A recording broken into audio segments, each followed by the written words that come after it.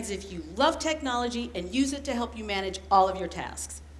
Okay? How about some tasks? Right? Not so much? I have to admit, I love it. I was born 2 months before Star Trek premiered on television and watched the reruns over the years. And to say that it influenced my worldview would be an understatement. It had cool people, exciting adventures, great gadgets, and we had gotten our act together on Earth. I thought Lieutenant Uhura was awesome. She reminded me of my aunt, and I wanted to be a part of that world. Now that said, the first real inkling that I might be interested in making it a career was an experience I had with my dad. Now, Dad is retired, in his 70s, has curly gray hair, and a hilarious sense of humor. He told me to tell you he was 54, by the way. Now, although he was once mistaken for B.B. King, I would say that Morgan Freeman would be the actor that I would choose to play his life story. He and my stepmother have a new family, Rocky, the boxer, and Cody, the Boston Terrier. They live for the boys and take them everywhere. Now, my dad is one of the smartest people that I know and is savvy in so many areas that it surprised me when I got a call from my stepmother back in the early 90s when the internet was new. Hey, I need you to talk to your father. I'd like to upgrade our computer and internet service, but he's not interested. Send him to me. So, Dad, why don't you want to update your stuff? Why do I need to? So you can check your email. My secretary prints out my email. So you can go to websites. What is a website and why would I go to one? You should have seen my face. Now, I happened to notice a small stack of magazines on my coffee table and it hit me. Dad had knee-high stacks of consumer reports that he'd kept over the years. He could rattle off product features and stats in his sleep. Whenever he bought something, it was well thought out, so I took him to consumerreports.com. 1 week later, he calls and tells me that not only is he getting a brand new Pentium computer, he is adding a 56.6K dial-up modem, going green and getting the e-zine of Consumer Reports, and would be learning the Windows operating system via the DVD collection included with his new computer.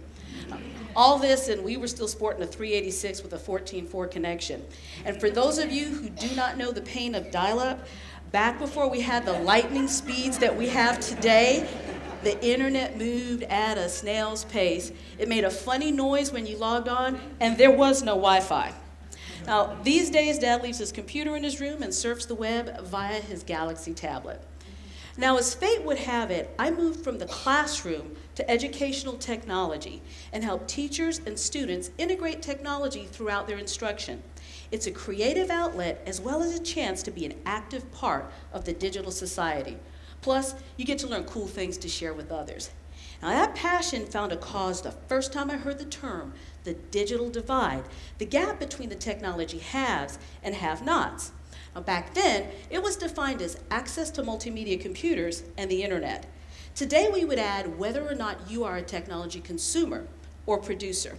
I wanted to do my part to make sure that everyone I worked with considered themselves fully active digital participants.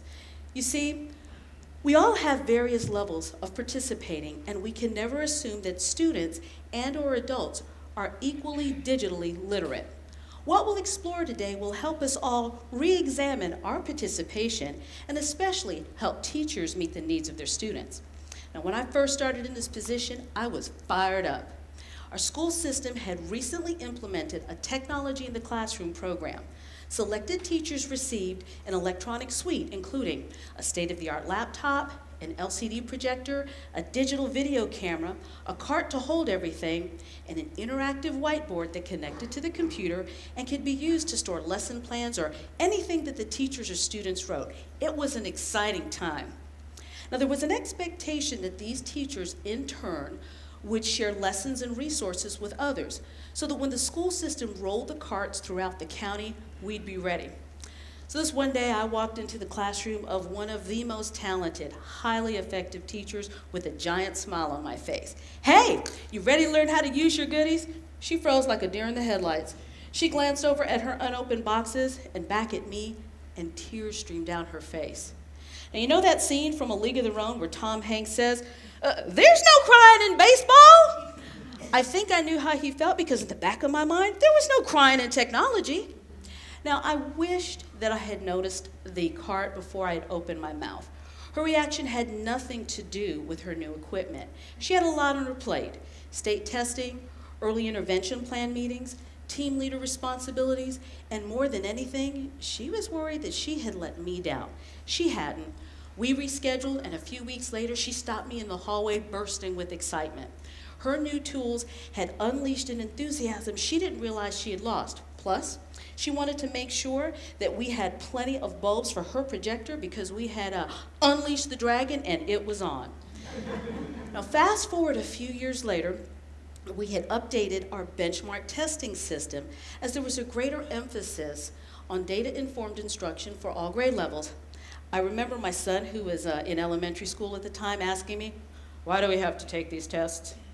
Sometimes I think he thought we lived to torture him. It's like Star Trek, I said. We are so good at using data, we can predict the future. When we get the results, we know exactly what we need to do to help you succeed on the state test. He was happy with the answer. Anyway, I was conducting a reports training this one day and was thrilled to see how ready the teachers were to get the results. They were zipping through the screens, well, except for this one quiet, unassuming veteran teacher who raised one eyebrow and mumbled something about early retirement. So I asked one of the new teachers if she could help her as we walked through the steps. The next thing I know, the new teacher was staring bug-eyed at the other teacher's screen. Now I got a little nervous because this was supposed to be a program they couldn't break. Took a deep breath, I walked over. She must have had the highest scores in the district. I stood for a moment, and then I asked if I could attach the projector to her laptop. Now, I could have easily told them how to interpret the data, and you know I wanted to, but she could tell them how to improve their instruction. Now, for a while, I had convinced myself that reluctance was just part of a teacher's nature. They tend to be later adopters of technology because they don't want to add on anything that can hinder instruction. And as a former classroom teacher, I can respect that. The thing is, I notice these same patterns with students. Now, we often hear people say things like, all kids love technology. Even my 2-year-old can navigate an iPad. Students have always enjoyed games, but they don't automatically gravitate toward the more complex activities, such as programming or design. Think about the kids in the 90s in the computer lab. They loved playing keyboarding games, but hated the idea of typing an actual essay. Exposure to technology does not necessarily take students to the next level. So, I went on a 5-year mission to seek out the characteristics of the tech-savvy student and to see if that information could be used to drive instruction. I looked at state tests and personal characteristics, both quantitatively and qualitatively, and found 4 general patterns of tech use with 8th graders. We had the analyzers, the organizers, the communicators, and the presenter gamers. Now, your analyzers, those are the natural techies that just know what to do. Organizers, they use technology to get things done. The communicators take care of people throughout the process, and the presenter gamers, they just want to have fun. Now, the information was helpful for lesson planning and team building, but it was also useful for understanding their teachers, especially when viewed through the situational leadership model. Listen for where you feel you fall within these 4 distinct patterns. Now, I looked at their level of technology use along with their level of interest. Low tech use and low interest, they were the dabblers. They see technology as entertainment and can be passive or indifferent until something captivates them. High tech use with low interest, they're the doers. They're usually tech savvy, even if they're not personally vested in any one idea or concept. For them, technology is a means to an end. High interest but low use, they were the demure. They were interested but reluctant users who need to overcome their fears. High-tech use and high interest, they're the daring. They're the highly motivated, interested technology innovators, originators, and producers who are adaptable and will make the most of what technology has to offer.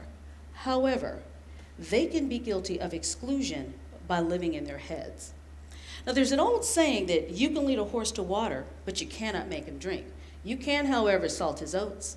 So, How do we salt the oats of people so that they learn to use technology more effectively? We need to consider both motivation and interest, especially where there's ample opportunity. The daring are always interested, but can miss what others have to offer. The demure have much to offer, but they need our support and encouragement. The doers need to see how technology fits into the larger picture and can make their lives easier by simplifying tasks. The dabblers, they need to explore things other than entertainment. We may need to sell them on technology. Now, this year's conference theme is Rebuilding the Future. And as I mentioned before, it's also an excellent opportunity for us to re-examine our digital participation. I believe the key is finding the emotional connection. It's funny, when I think about it, Star Trek was never about the technology. It was the relationships that mattered. Research shows that analytical thinkers dominate the field, but it's the input of others that makes technology truly accessible. Almost a century ago, Nobel Peace Prize recipient Christian Laos Lang said, "Technology is a useful servant, but a dangerous master." Technology's here to stay. Master it, and you can chart your future. Ignore it, you may be left behind. Resistance is futile. So, I leave you with a quest. If you are a doer, consider ways that you can take what you already know to the next level. If you are demure, take a chance and boldly go where you've never gone before. You have a lot to offer. For the daring, do what you can to lead others, but be sure to learn from those who cross your path. And if you're a dabbler, be like Dad. Find something that excites and empowers you and run with it. Thank you.